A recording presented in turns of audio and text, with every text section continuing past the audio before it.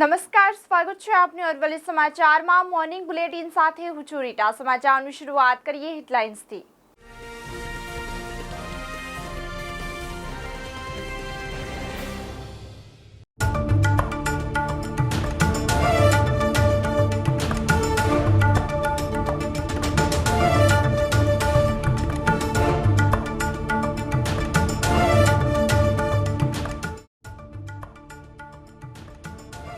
ગુજરાતના 32માંથી 13 ટાપુ પર્યટક સ્થળ બનશે। શિયાળ, સવાઈ, કાળુભાર, પીરમબેટ સહિત 13 ટાપુ પર મરીન પાર્ક, મ્યુઝિયમ, પેસ્ટાઇલ બીચ, ઝીપ લાઇન તૈયાર થશે।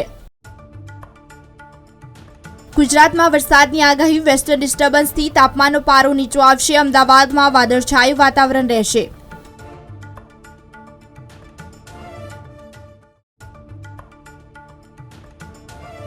કમોસમી વરસાદની આગાહી। બનાસકાંઠા જિલ્લામાં 11 અને 12 એપ્રિલના રોજ માવઠા પડવાની આગાહી। ખેડૂતોને સાવચેત રહેવા તંત્રએ અપીલ કરી।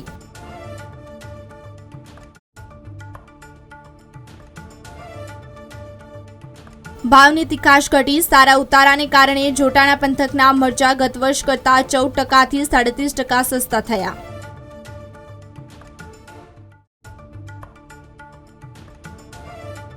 તંત્ર તૈયારીમાં જોતરાયું। પાવાગઢ ખાતે ચૈત્રી નવરાત્રી પૂર્વે તંત્ર તૈયારીમાં જોતરાયું।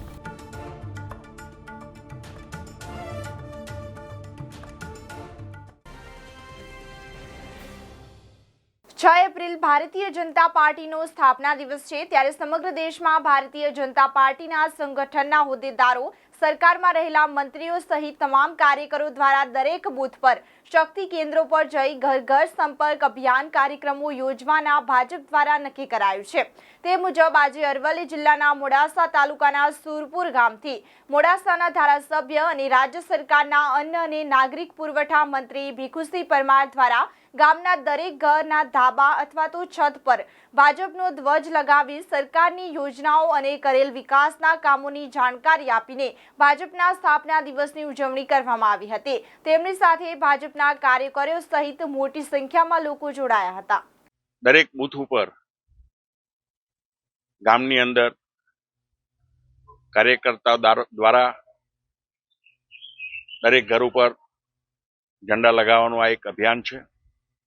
સાથે સાથે ઘર ઘર સંપર્ક અભિયાન એટલા માટે છે કે ભારતીય જનતા પાર્ટીએ છેલ્લા 10 વર્ષની અંદર મોદી સાહેબની સરકારે જે કંઈ કામો કર્યા છે, જે કંઈ લાભાર્થીઓને લાભ આપ્યા છે, એ પણ એ લોકોને ધ્યાન ઉપર લાવવાનું છે। અને પાર્ટીનો એક લક્ષ્યાંક આ વખતે કે અબ કી બાર 400 પાર, એટલે આ વખતે 400 થી વધુ સીટો ભારતીય જનતા પાર્ટીને લોકસભાની અંદર મળવાની છે। એમાં કોઈ શંકાને સ્થાન નથી। રાજ્યમાં પ્રવાસીઓની સંખ્યા ઉત્તરોત્તર વધી રહી છે। ત્યારે વિશ્વના પ્રવાસીઓનો વધુ આકર્ષવા માટે રાજ્ય સરકાર દ્વારા દ્વારકા, બેટ દ્વારકા પછી ગુજરાતના જામનગર જિલ્લાના પિરોટન અને અમરેલી જિલ્લાના શિયાળ, સવાઈ ટાપુઓને વિકસાવવાનું આયોજન કરવામાં આવ્યું છે।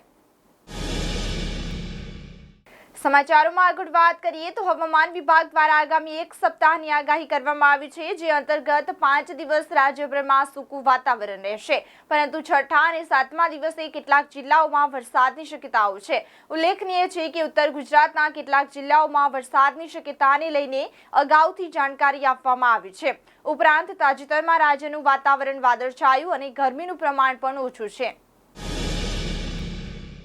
બીજી તરફ નજર કરીએ તો બનાસકાંઠા જિલ્લામાં ફરી એકવાર ખેડૂતોની ચિંતામાં વધારો થયો છે। હવામાન વિભાગ દ્વારા 11 અને 12 એપ્રિલ દરમિયાન વરસાદ અને માવઠાની આગાહી કરવામાં આવી છે, જેને પગલે ખેડૂતોને સાવચેત રહેવા તંત્ર દ્વારા અપીલ કરવામાં આવી છે। છેલ્લા 2 દિવસથી જિલ્લામાં વાદળછાયું વાતાવરણ જોવા મળી રહ્યું છે, જેથી ખેડૂતોના માથે ચિંતાના વાદળ મંડરાયા છે। મહેસાણા જિલ્લામાં ધોરણ 8માં અભ્યાસ કરતા વિદ્યાર્થીઓ પૈકી 8,431 વિદ્યાર્થીઓ આગામી રવિવારે યોજાનારી નેશનલ મીન્સ કમ મેરિટ સ્કોલરશીપની પરીક્ષા આપનાર છે। જેના માટે 10 તાલુકાના 31 કેન્દ્રોમાં પરીક્ષા વ્યવસ્થા ગોઠવાઈ છે। આ પરીક્ષામાં પાસ થનાર વિદ્યાર્થીઓને મેરિટ બેઝ ધોરણ 9 થી 12 સુધી સ્કોલરશીપનો લાભ મળશે। ઉનાળાની શરૂઆત સાથે જોટાણામાં દળેલા મરચા સાથે હળદરનું વેચાણ શરૂ થઈ ચૂક્યું છે. ચાલુ સાલે મરચાના સારા ઉતારાને કારણે ગત વર્ષની સરખામણીએ ભાવમાં નોંધપાત્ર ઘટાડો થયો છે. મરચું ગત વર્ષ કરતાં 14% થી 37% સસ્તું થયું છે, જ્યારે હળદર 60% મોંઘી થયું છે.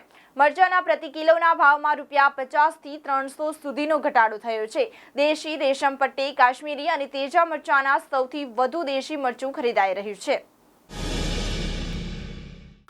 આગામી 9 એપ્રિલથી ચૈત્રી નવરાત્રી શરૂ થવાની હોવાથી માતાજીના ધામ એવા પાવાગઢ ખાતે લાખોની સંખ્યામાં યાત્રાળુઓ માતાજીના દર્શન કરવામાં આવે છે. ચૈત્રી નવરાત્રી 9 થી 23 એપ્રિલ સુધી હોવાથી ગોધરા એસટી વિભાગ દ્વારા આગોતરું આયોજન કરવામાં આવ્યું છે. નવરાત્રીમાં ખાનગી વાહનો માટે માંચી સુધી જવા પર પ્રતિબંધ હોવાથી માંચી સુધી એસટી બસ જઈ શકશે.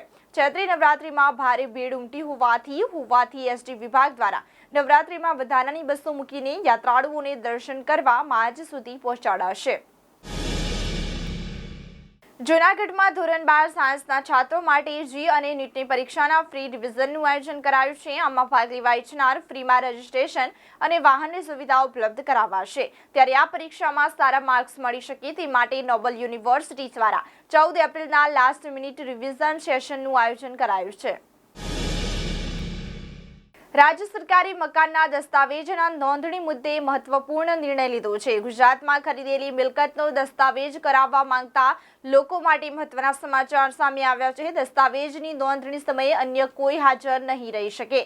માત્ર ખરીદનાર, વેચનાર અને સાક્ષીને જ હાજર રહેવાની છૂટ અપાઈ છે. સમાચારોમાં આગળ વાત કરીએ તો તાજેતરમાં દક્ષિણ ગુજરાતની વિવિધ શુગર મિલો દ્વારા 1 એપ્રિલે શેરડીના ટન દીઠ ભાવ નક્કી કરાયા હતા. જે ભાવ ખેડૂતોને પોષાય તેમ નથી, જેથી માંગરોળ તાલુકાના ખેડૂતોએ માંગરોળ મામલતદારને આવેદનપત્ર આપી શુગર મિલો ભાવ મુદ્દે ફેર વિચારણા કરે તેવી માંગ કરી છે. હાલ ગુજરાતમાં કાળઝાળ ગરમી પડી રહી છે, પરંતુ આ વચ્ચે એકાએક ગુજરાતનું વાતાવરણ પલટાયું છે. રાજ્યમાં ગરમી સાથે વરસાદની પણ આગાહી છે. રાજ્યમાં પ્રી મોન્સૂન એક્ટિવિટીની શરૂઆત થશે.